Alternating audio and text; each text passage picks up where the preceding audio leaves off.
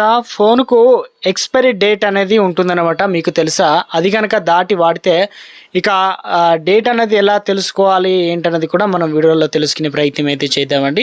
So వీడియోని చివరి వరకు చూడండి, అర్థమవుతుంది. మరోసారి ఛానల్ వస్తే తప్పకుండా సబ్స్క్రైబ్ చేసుకోండి. చూస్తున్నారు కానీ లైక్ చేయడం మర్చిపోతున్నారండి, వెంటనే లైక్ చేయండి. వీళ్ళకైతే తెలుపండి. కొనుగోలు చేసేలా చాలా వస్తువులకు సంబంధించి ఎక్స్పైరీ డేట్ అనేది ఖచ్చితంగా ఉంటుందన్నమాట. ఇప్పుడు పాలు తీసుకున్నా కానీ ఒక డేట్ అనేది ఉంటుంది, వారం రోజుల లేదంటే 3 రోజులకా. ఇలా కూరగాయలకు సంబంధించి కూడా డేట్ ఉంటుంది, బ్రెడ్ కావచ్చు, ఎలక్ట్రానిక్ పరికరాలకు సంబంధించి కూడా ఎక్స్పైరీ డేట్ అనేది ఖచ్చితంగా ఉంటుందన్నమాట.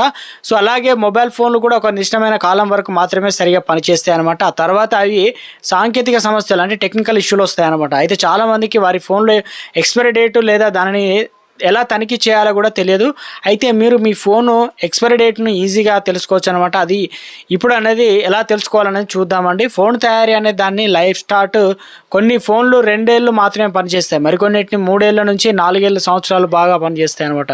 ఫోన్ నుంచి హార్డ్వేర్ ఎంతకాలం మరిగిపోతుంది అనేది కాదు, కంపెనీ ఎంతకాలం అప్డేట్లు అదేవిధంగా సపోర్ట్ అందిస్తున్నదే ముఖ్యమనమాట. మీ ఫోను జీవితాంతకాలం మీరు కొనుగోలు చేసి రోజు నుండి కాదు, అది తయారు చేసిన రోజు నుండి ప్రారంభమవుతుందన్నమాట.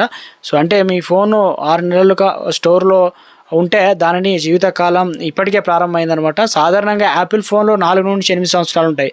అదేవిధంగా శాంసంగ్ ఫోన్లు 3 నుంచి 6 సంవత్సరాలు, గూగుల్ పిక్సెల్ సంబంధించిన ఫోన్లు అనేది 3 నుంచి 5 సంవత్సరాలు, ఇక హువాయే ఫోన్లు 2 నుంచి 4 సంవత్సరాల వరకు జీవితకాలం ఉంటాయి. వివో, లావా ఇతర బ్రాండ్ల ఫోన్లు కూడా 3 నుంచి 4 సంవత్సరాల వరకు అయితే జీవితకాలం ఉంటాయి. కొన్ని 5 సంవత్సరాల వరకు మాత్రమే ఉంటాయి. కాబట్టి ఉత్పత్తి తేదీని తెలుసుకోవడం చాలా ఇంపార్టెంట్. ఏంటంటే ఎప్పుడు స్టార్ట్ అయింది, ఎప్పుడు ప్రారంభించారు ఈ ఫోన్ అనేది.